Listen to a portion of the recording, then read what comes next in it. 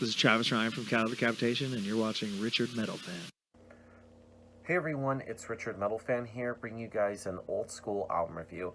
And today we're going to be talking about this album's 10-year anniversary, and it's from one of my favorite bands in death metal. And as you can see below the title, today we're going to be talking about Monolith of Inhumanity by the almighty Cattle Decapitation. This was the band's 7th album, I believe, released on May 8th, 2012 through Metal Blade Records. Now, Cattle Decapitation, I definitely don't really need to go much into detail with these guys.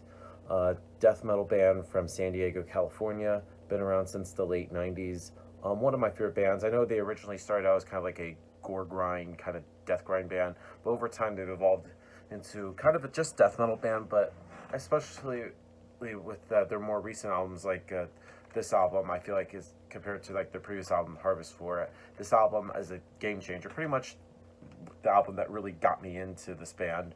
And fucking, it's hard to believe it's been a decade since this album came out. And one thing to know is just like the change musically. Like, I feel like this album has a lot more melody in it, mostly in the guitar work and sometimes even the vocals, believe it or not. The production on this album, fantastic. I always think that Cattle Decapitation always has great production in their music. And then the vocals. Let's talk about Travis Ryan.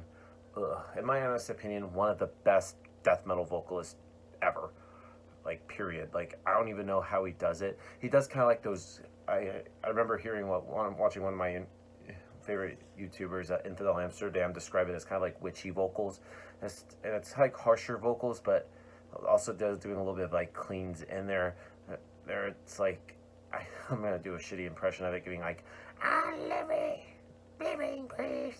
It's hard. It has like melody in the screaming, which is just very unique.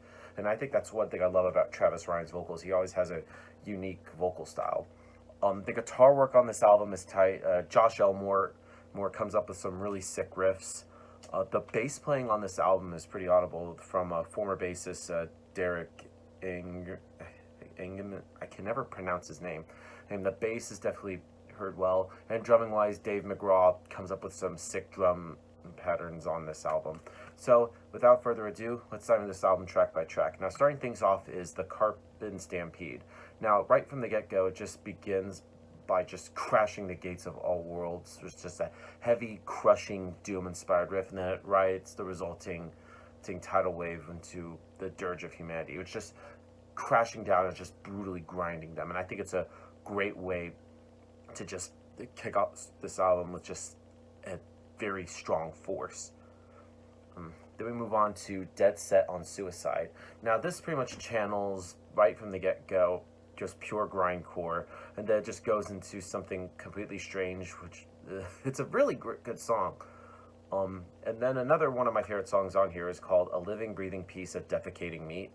It's just smelly, just fist-pounding, very anti-human manifesto. It's just full of like grinding, and especially in the chorus, like I did that pretty shitty impersonation of Travis Ryan, has a really great vocal melody in there, and that's a really good song. Next up is one of my favorite Cattle Decapitation songs, and one of their more well-known songs on this album being Forced Gender Reassignment. Now, musically, and when you hear the song, it's just psychotic as it sounds musically and lyrically. It just creates a tale of horror, and this is sounds of like sociopathic insanity beyond anything, and it's just fucking sick. And if you ever seen the music video for that song, it's like one of the most graphic music videos you'll ever see, and you probably will never unsee it. And I remember even seeing like WatchMojo.com's like top 10 most controversial music videos of all time. It was like #1 in the countdown, and it beat out like Madonna and shit. But then again, that music video is just graphic and gory as hell. I mean, you could just definitely tell by just the title. It pretty much speaks for itself. Then we move on to Gristle Licker.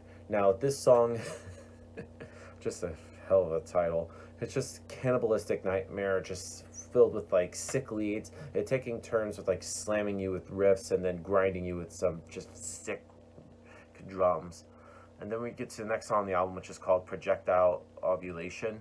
Now, it's insane as it sounds, which creates sort of like a simultaneously hilarious and despicable in detail, and pointing out like the filth that humanity brings in this world, including some chuckle-worthy kind of levity. Next on the album is called Lifestalker. Now, Lifestalker has a very epic sci-fi kind of vibe behind it. It features melodies that kind of, I don't know, that sounds really good. I can't even describe it. And then it just slows down to a crawl as it floats into the unknown. It has some really strange galaxies. It's a very atmospheric song, I should say. And then we get to Do Not Resuscitate.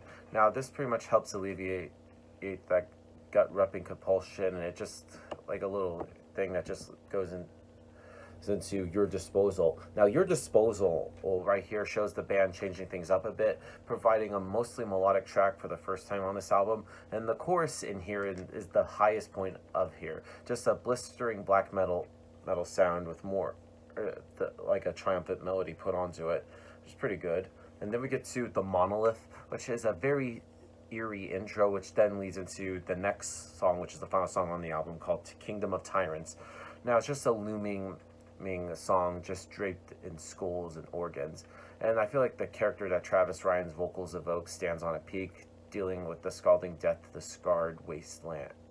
And I could just go on, but it's just a really great way to end this album. Now, overall, Monolith of Inhumanity by Decapitation is a sick, insane album that just right from the get-go will just tear you apart and everything, just musically and lyrically. So I give this on the score. I'm going to give this a solid 9 out of 10. So yeah, that's my review of Monolith of Inhumanity by Decapitation, guys. Let me know in the comments what you guys think about it, and I'll see you all in the next video. And as always, keep it metal.